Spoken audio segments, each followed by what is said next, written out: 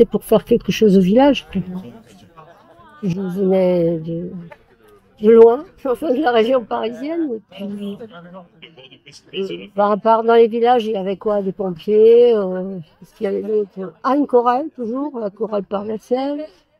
Et puis voilà, et puis du coup, moi, je me suis dit, je veux faire quelque chose aussi. Et je me suis mise à apprendre les danses traditionnelles d'Alsace, que j'ai, en même temps que je les apprenais, je les retransmettais à quelques villageois. On était 4 filles. Et puis on écumait les fêtes de rue locales.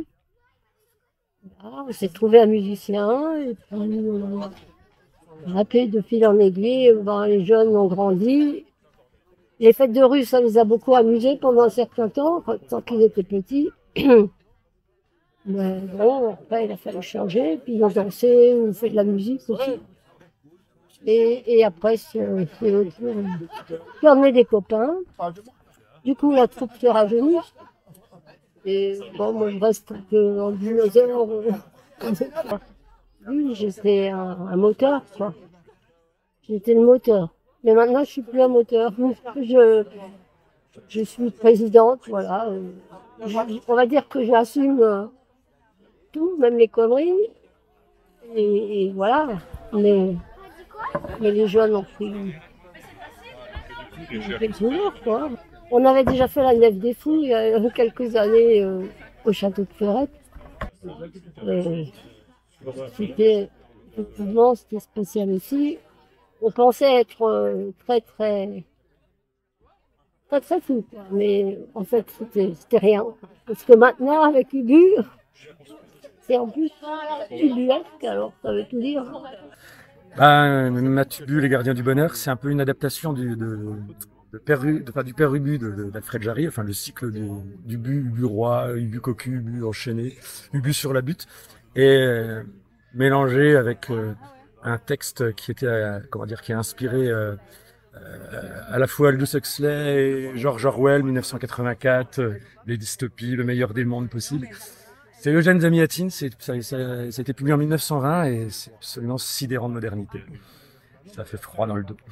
C'est une fantaisie complète, c'est un délire, pour moi c'est un délire absolu.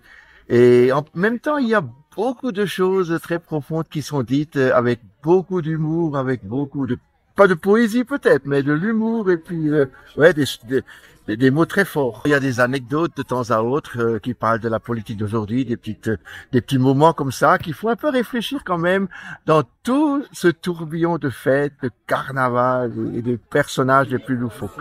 Bah en fait non, ils sont très directs en fait. Tu sais, c'est quand tu es chorégraphe avec eux ou quand tu fais quelque chose avec eux, c'est finalement l'avantage, c'est que ils ont une diplomatie très directe. C'est-à-dire ça leur plaît pas, mais ils sont très clairs avec ça. Et puis ça fait vraiment plaisir de travailler avec eux quand même, parce que ils ont une fibre artistique en fait dedans, donc on peut la première spectacle qu'on avait fait en fait, Henri Fritsch devait dire ah oui, on le répétait beaucoup pour faire des bruits de forêt, des choses comme ça. Et en fait, il a dit tu vois quoi comme bruit de forêt? Ben je sais pas, des chouettes, des choses comme ça.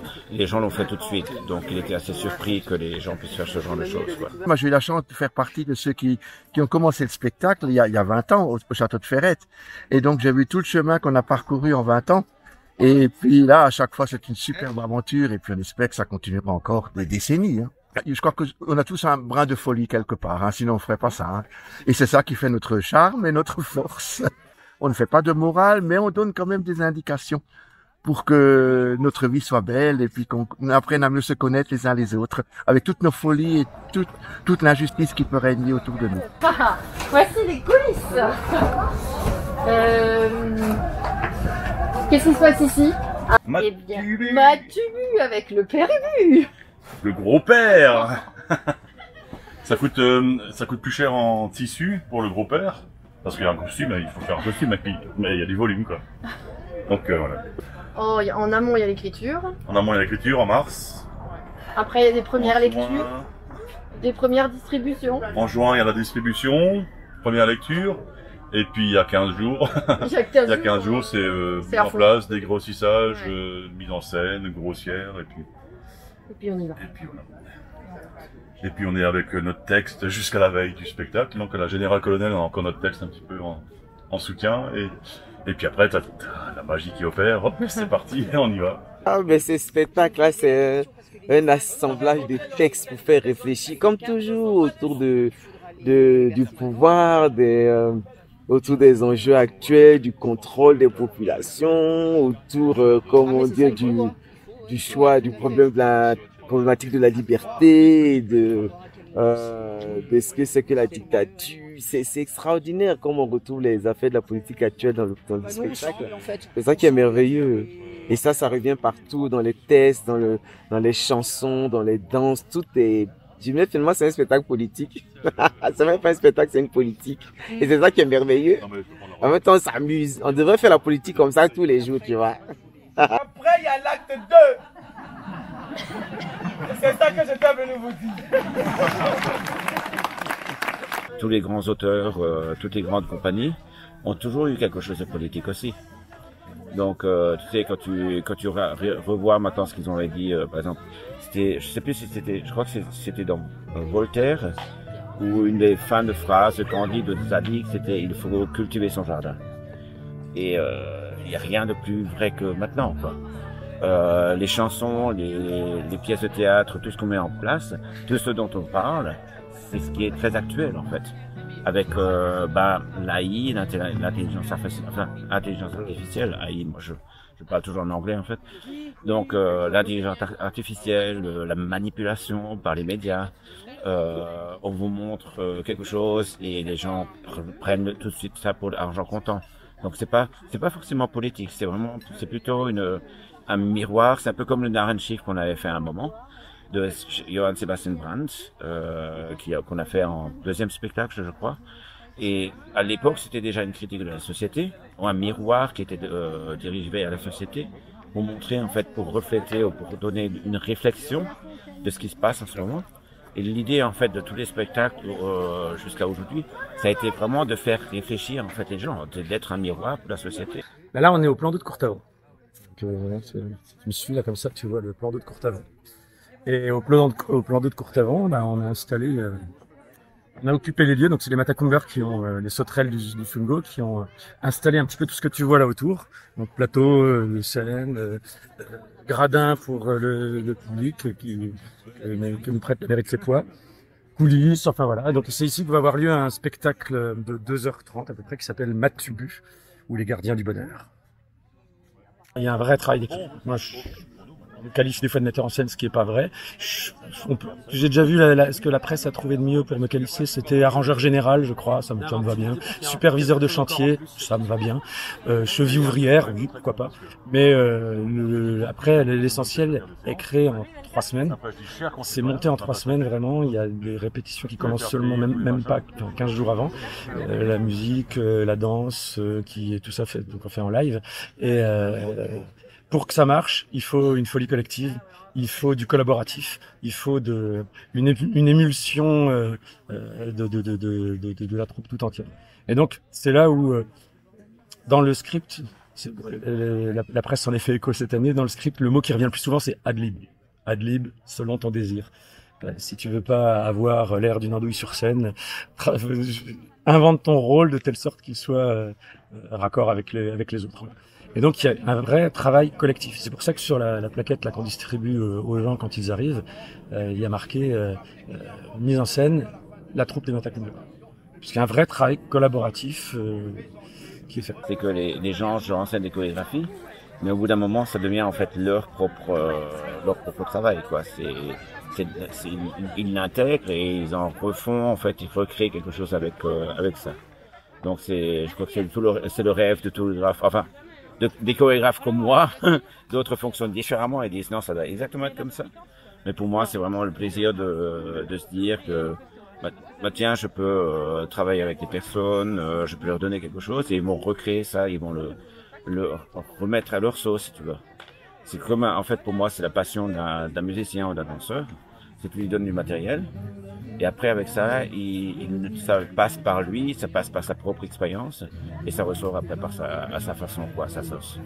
Et c'est ça qui, je pense, qui crée aussi une partie de la magie du spectacle en général. Alors ça c'est toujours le moment, le mur du feu, c'est le moment où il y a le public qui arrive. C'est enfin, quand je dis le mur du feu, c'est plutôt ça met le feu à tout le monde. C'est le moment de révélation un peu où d'un seul coup on redécouvre le texte. Nous-mêmes parce qu'on est le nez dedans et puis d'un seul coup on redécouvre, on entend les gens rigoler, on entend les gens réagir, on entend les gens râler parce que c'est un spectacle où le public est pas mal sollicité, provoqué parce que cette thématique, la sécurité avant tout, il y a la loi JO 2024 qui arrive, il y a la reconnaissance faciale qui arrive, il y a tout ça, le contrôle social à la chinoise. Bon, il y a de quoi effectivement avoir quelques frissons dans le dos pour les années à venir. Un des enjeux du spectacle, c'est de réfléchir à tout ça. Enfin, moi, j'aime bien me poser la question de toutes ces avancées techniques, technologiques qui peuvent être très positives et qui en même temps peuvent faire flipper. Voilà. Tant que c'est à la fois enthousiasmant et flippant en même temps, moi ça m'intéresse. Et donc là, effectivement, c'est à la fois enthousiasmant et flippant en même temps pour plein de métiers. Et bah ouais, 3 minutes de journée, t'as une affiche, 20 propositions d'affiches et tu fais ton marché dans tes 20 propositions d'affiches. Voilà. Et on a fait la même chose avec le conteur Innocent Yapi pour son spectacle de conte. 3 minutes de journée et hop, une proposition.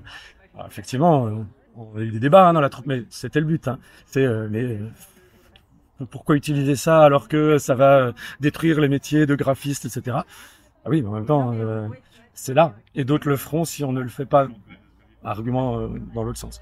Enfin, en tout cas, moi, si ça fait réfléchir, c'est ce que je veux. C'est la nourriture du corps avant la nourriture de l'esprit. Mais l'un ne va pas sans l'autre, donc on y va. J'adore particulièrement le père Ubu isomorphe du tonneau. J'avoue que la métaphore est très bien trouvée et Jackie la joue merveilleusement bien. Il incarne le rôle à la perfection. Je pense qu'il a dû s'entraîner beaucoup, faire un régime physique, nutritionnel pendant des mois pour pouvoir incarner le personnage et on apprécie l'effort. Même si on est impatient de le revoir dans son poids normal d'ici quelques semaines, bien sûr. Ce spectacle, c'est plus prendre ces événements et puis les tourner un peu à la dérision et le prendre un peu à la légèreté. Franchement, c'est de la légèreté, ça fait du bien, ça fait plaisir, c'est rafraîchissant, c'est reposant même. Par rapport au poids de l'actualité et par rapport au monde dans lequel on vit, franchement, c'est vraiment relaxant. Ça fait vraiment du bien, on se détend, on passe un bon moment. Alors, la troupe, là, on est grosso modo une 50aine en tout. Si je compte une dizaine d'enfants, parce que ça c'est aussi l'ADN de la troupe, c'est que notre objectif c'est toujours de mettre le pied à l'étrier aux jeunes de l'équipe. Et donc dès qu'ils sont là, en âge de marcher, de venir sur scène, on les fait venir. C'est un tout petit rôle, mais c'est une façon d'acclimater ce que c'est que de venir sur un plateau avec, je sais pas, 200 à 500 personnes selon l'affluence, et puis avoir les projecteurs dans les yeux, et puis perdre ses mots, et puis se faire reprocher d'avoir tourné trop la tête vers l'arrière ou je ne sais quoi. Mais enfin, bon, voilà. Évidemment, c'est avec bienveillance qu'on fait tout ça. Et l'objectif, c'est que les plus jeunes prennent le relais, et ça marche.